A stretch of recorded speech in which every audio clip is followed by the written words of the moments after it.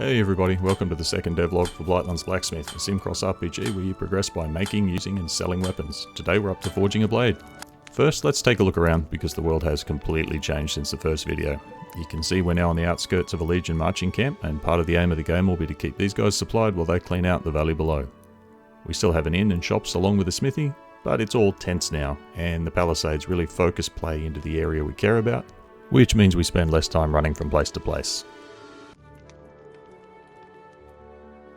The mine is still the mine, because that's where all the action will happen.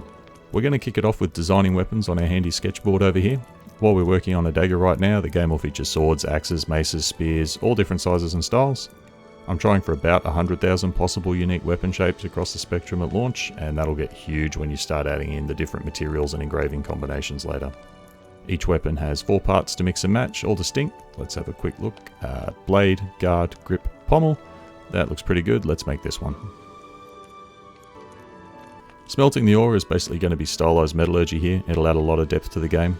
I'm making bronze in the video, but every combination will produce either a standard or your own alloy that will change how the weapon operates. Weight and durability will impact the swing speed and damage of the weapon, as well as how effectively you can block with it. The ductility will impact how well the weapon takes enchantments, and will tend to be found in softer ores. So there's a trade-off in what kind of damage you want the weapon to do, and what your playstyle will be.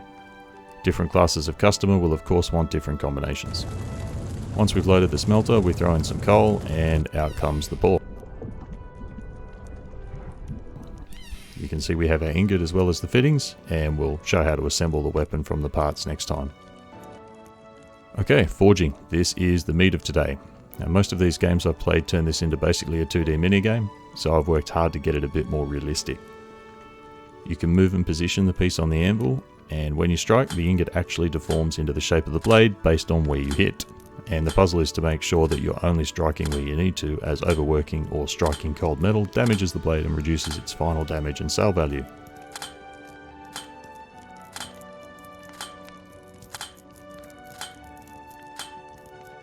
You can see the completion and damage meters at the top of the screen letting us know how we're doing. The ingot will get cold on the anvil and need a reheat, so it's over to the furnace to get it back up to temperature before we finish it off.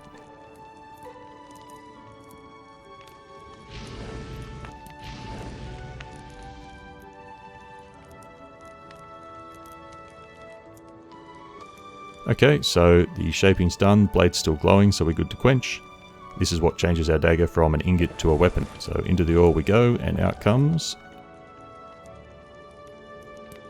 a bronze dagger. The surface polish reflects the quality of the forging, so better job at the anvil means a shinier weapon. If you liked what you saw, it'd be great if you could throw a like or subscribe, really helps me out, and I love hearing people's thoughts on what I'm making here. See you next time.